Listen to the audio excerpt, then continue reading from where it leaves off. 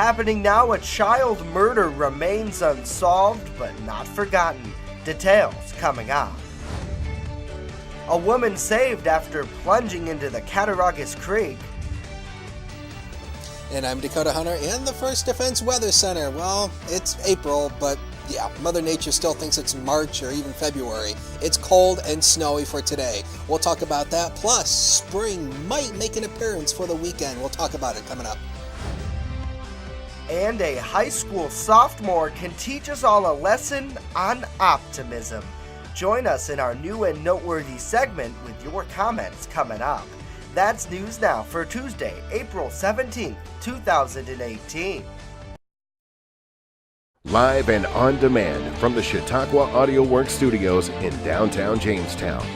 This is your source for breaking news. WNY News Now. Thanks for joining us. Good Tuesday to you. I'm Justin Gould. You're looking live at the 3rd Street camera right outside of our downtown studios where it's 29 degrees. A rundown of all the stories you need to know is moments away. But first, we turn to Chief Forecaster Dakota Hunter, who's standing by with a first look at our weather. Hey, Dakota. Hey, good Tuesday, Justin, and good Tuesday, everybody. And boy, it is still chilly out there, and the snowflakes are a-flying once again.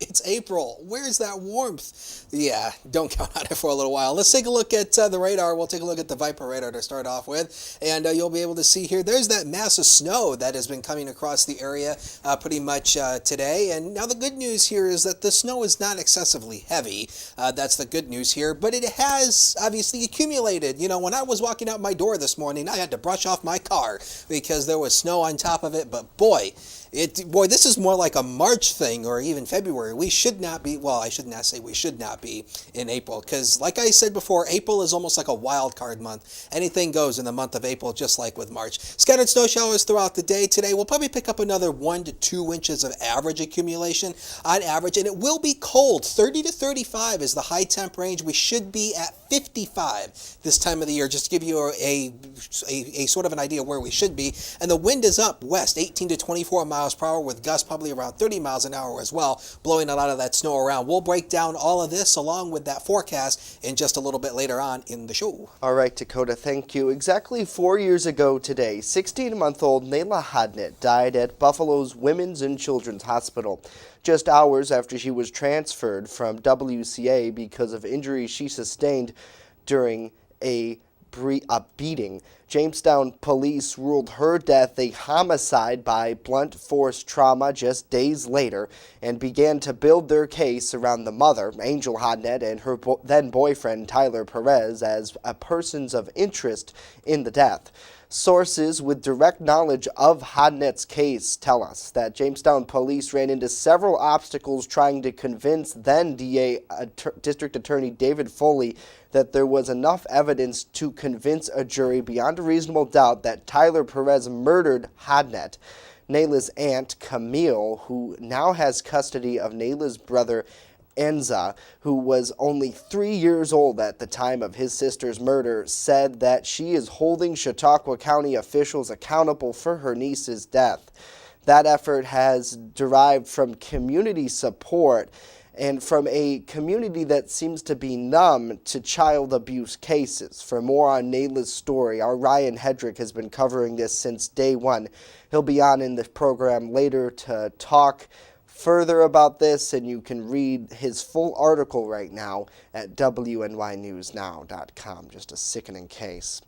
In other news today, a 17-year-old man is accused of preventing a female from leaving their Charles Street apartment during an argument on Sunday. Jamestown police say they responded Monday afternoon and arrested the teen following an investigation. Now, the teen faces a charge of second-degree unlawful imprisonment. He was taken to city jail where he waits arraignment.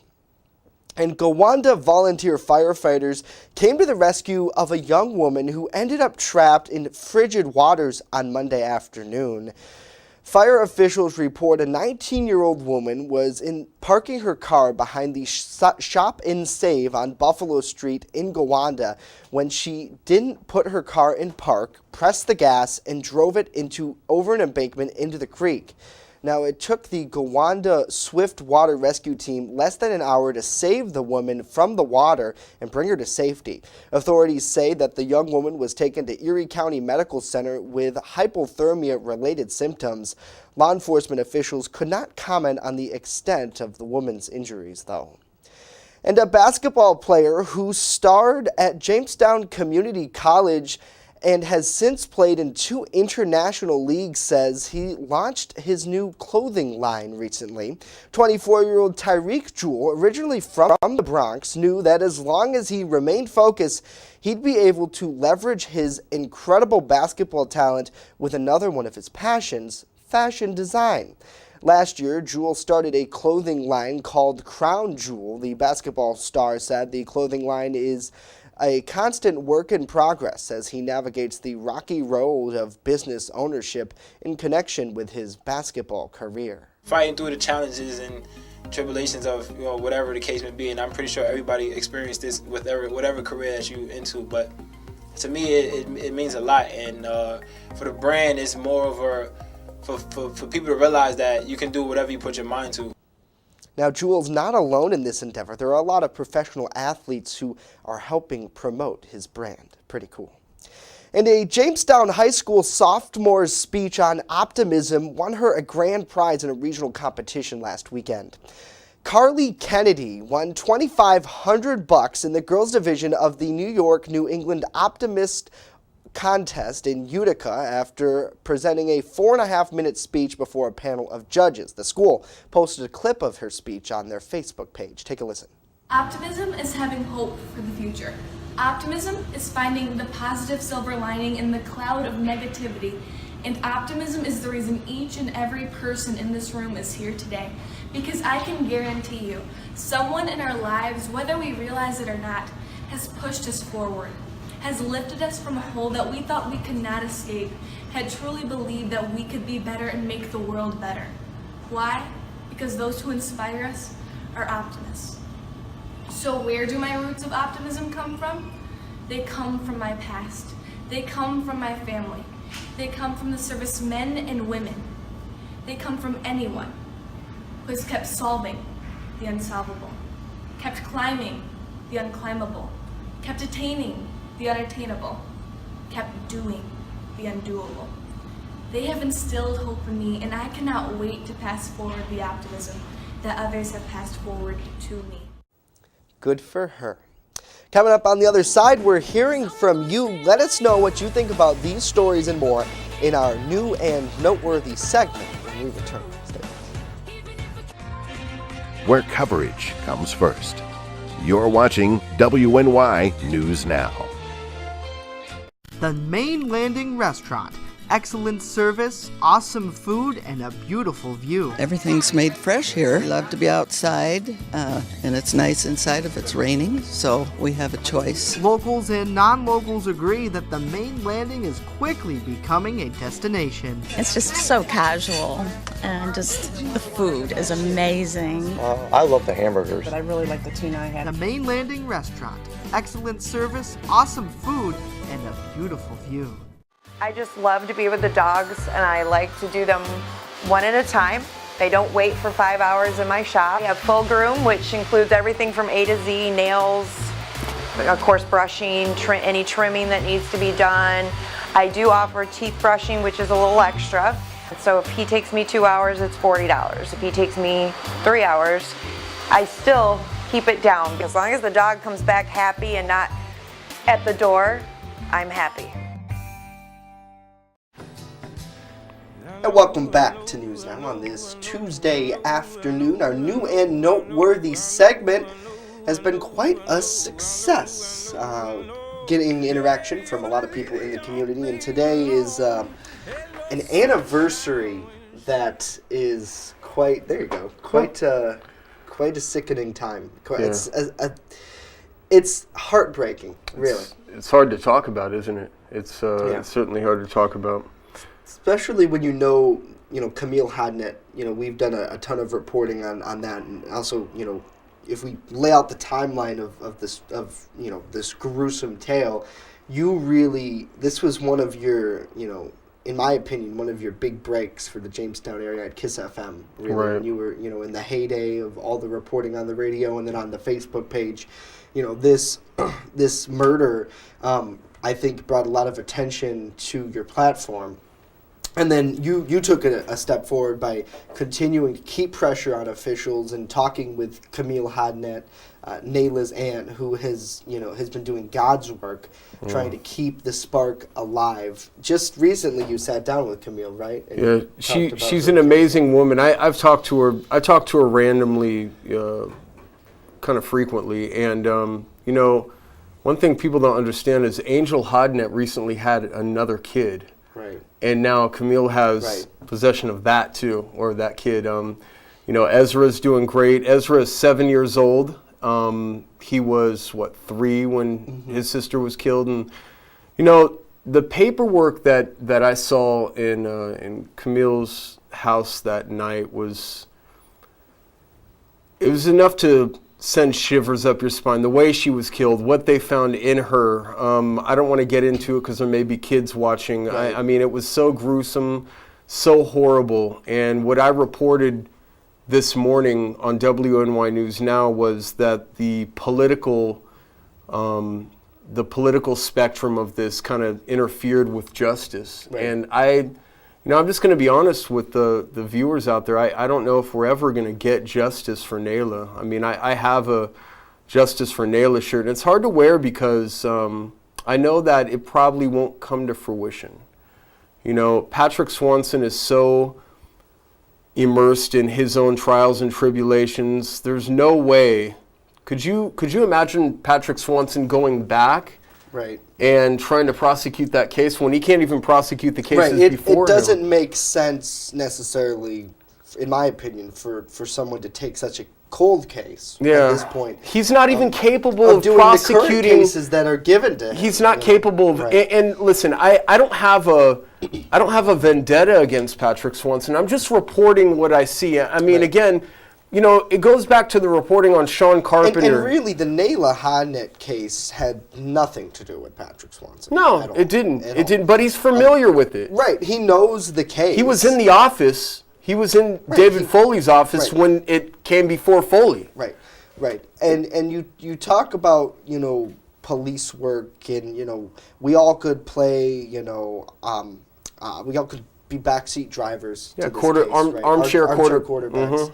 But at the end of the day, what's right is right in this particular instance, in my opinion, and what's wrong is wrong. And this defenseless child, what happened to her, like you said, we don't want to give the details out because it will make you cry. Yeah, I have gotten nauseous hearing what Camille has to say and what the paperwork that you're referring to. Do you know the Patrick Swanson lied to me at JCC when I told him that we had paperwork. We actually viewed paperwork that said, and this was from CPS. Camille shared this with us.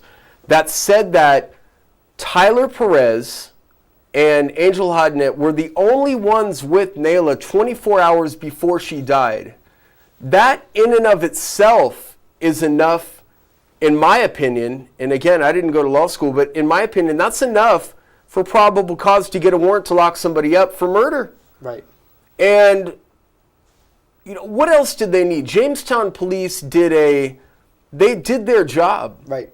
They did their job. Right. They tried to take it before Foley, and they tried to present the case with the facts that they had. They had worked hard on the case. If you're out there blaming the Jamestown Police Department, please don't, because I know from reporting on the story that it goes a lot further than the Jamestown Police Department. Snellings and Samuelson did their job. They even pressed Angel Hodnett for a number of hours.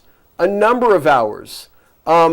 Perez went to Allegheny Prison or somewhere by Pittsburgh for being a fugitive from justice in a separate case, and they tried to collect evidence while he was locked up and just couldn't do it, could never get the district attorney to buy into the fact that they had enough evidence. And for me, that piece about the CPS, knowing that Angel and Tyler were the only ones with Nayla 24 hours before she was murdered is Who in else and is of itself responsible? Right. a slam dunk. Right. There is physically no one else there who could have done this. This is going to be one of the great debates in the county's history, Justin, is why didn't Foley just pull the trigger on this? Right. You know, why didn't he pull the trigger on this? I don't know how you can look yourself in the mirror. And I kind of like David Foley. He's a smart guy. He's from good family. I mean, he's an intelligent guy. But, you know, that doesn't have anything to do with the price of apples. You know, he turned his back on a case he could have very well prosecuted.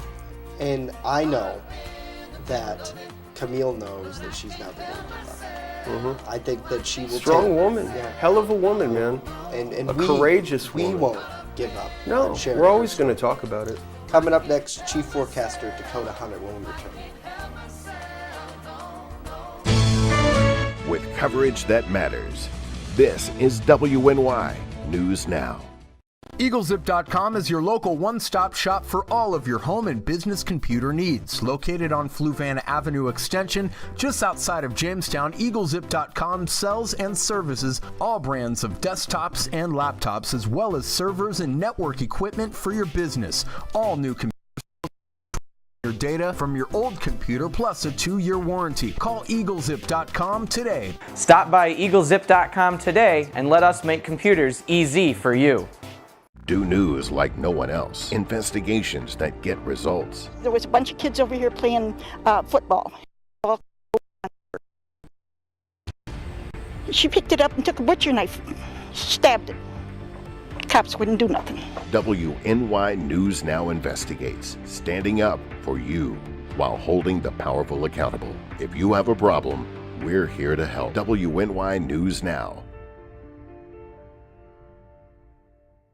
WNY News Now is sponsored by Chautauqua Audio Works, 3335 South Roberts Road in Fredonia. More than a music store. Call 679-4333. Call now, 679-4333. You're watching WNY News Now, where coverage comes first. Now, your first defense forecast with Dakota Hunter.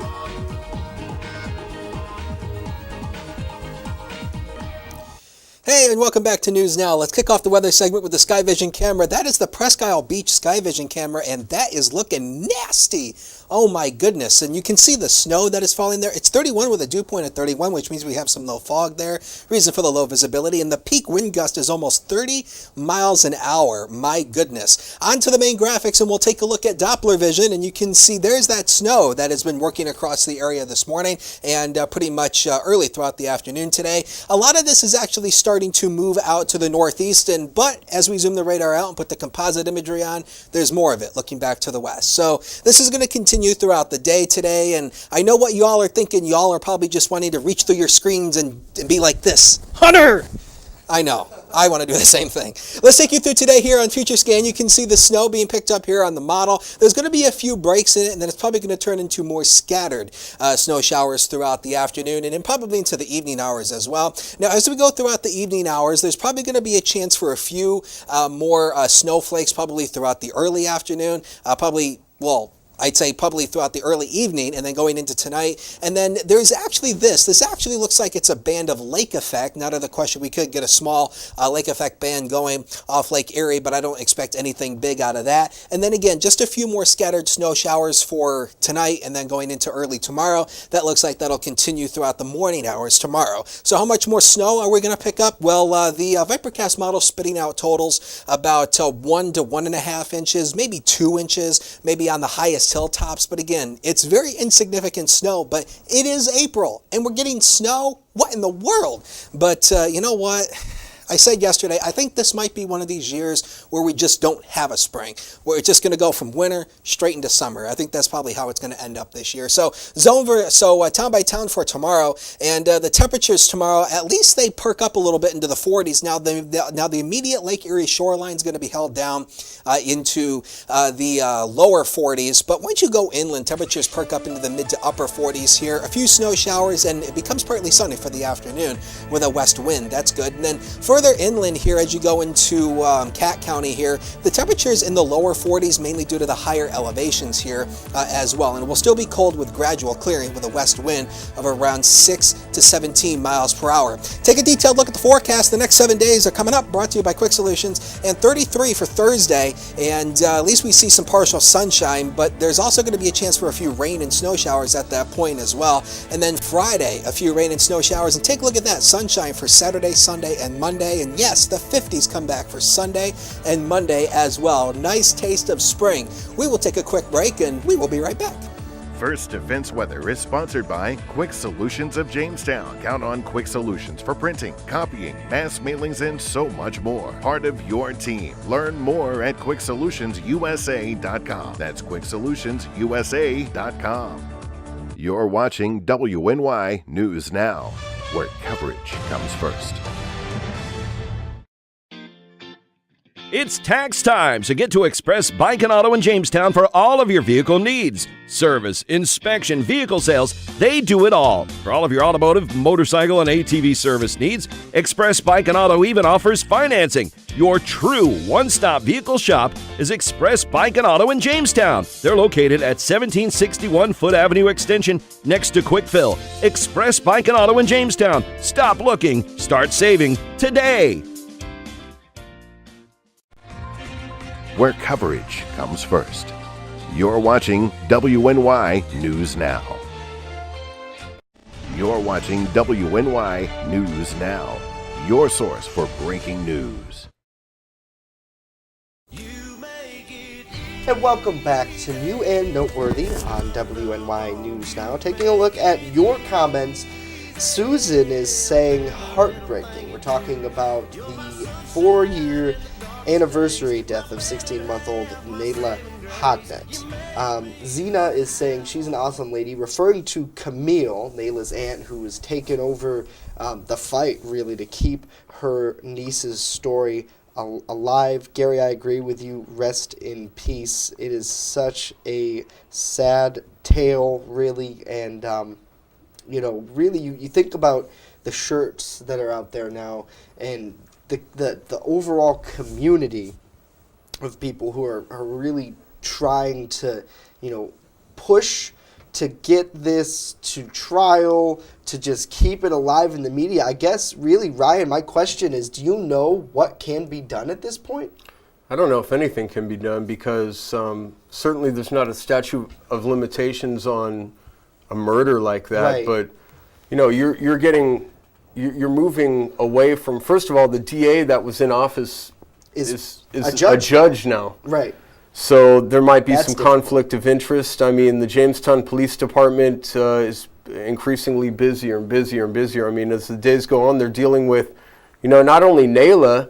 Let's go back the same year, May 27, 2014, Joe Anthony disappears from the Dash Inn. We still don't know, where that guy is. And the feds served a warrant on a Sugar Grove property. And I don't know if they found anything. They've kept that case hush-hush. I mean, that was the same year of all the heroin raids. That was, right, 2014 was a tumultuous year for Jamestown. That's the best way to describe it. I want to ask the viewer something out there, though. And I'm just throwing this out there, and I'm just thinking what everybody else is thinking. If this were a white baby, what would have happened? Because I think there's a segment of our population, let's just not deny this, there's a racial divide in Jamestown, and I'm not trying to race bait. What I am saying is this: I've heard a lot of people in this community talk about the racial divide, the Puerto Ricans, the blacks. It is a segmented city. It's like a pie chart, right? Right.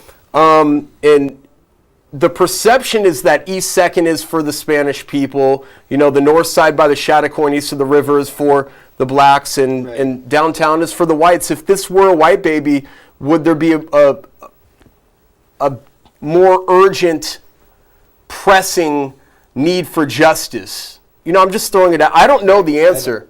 I don't know if any of us will, but when you look at the number of white people that are murdered in the city versus the number of black people that are murdered in the city, I wonder what the resolution rate is. And again, I feel like I have to preface this. I'm not ripping the police department. I love our police department. The men and women that serve our streets and protect us are brave and courageous beyond our wildest imagination. But I'm just throwing it out there because it is in the streets, and that is a topic in the streets. Right. And that is not just a Jamestown issue. Sure, it's not. Obviously. Sure, we were looking, I think, a few months ago at a story out of Detroit, or maybe it was last year even. I don't know if you remember this, but it was about a 911 response time to a robbery, and this this remember Fox that affiliate in Detroit. It was a beautiful investigative report. He sat in the lady's bathtub for heaven's sakes for hours. Right. He hung out at her house. He ate dinner with her. He bathed. I mean, it was all, they were joking. They were joking about it. But, I mean, she was robbed, and it took them like 2 days to get there just to get the police report. Right. Right? And obviously non-emergent things in bigger cities, even here, are, sorted out and triaged. But you think about it, this woman was, lived in a poor neighborhood. She was black. Right. And now is that divide? A lot of people, I was watching just on Sunday on Netflix, it's a series called Flint. It's about Flint, Michigan. Yeah. And I've just gone through the first... Right, it's a war zone. It is a war zone. It's a war zone there. And it's touching really on the whole movement that a lot of people are supporting and going through. And whether you agree with it, I don't care what your political affiliation is, but there are things going on in the world right now that, are very contentious. And whether, I'm not saying that, a white police officer is racist. I'm not saying that, because I am a white 20-year-old heterosexual male. I should be in this category, but everybody is different. Yeah, the police department needs to mirror the community, or the community feels like they're not police officers as much as they are enemies. Right, but at the same time, that's just almost like the media and the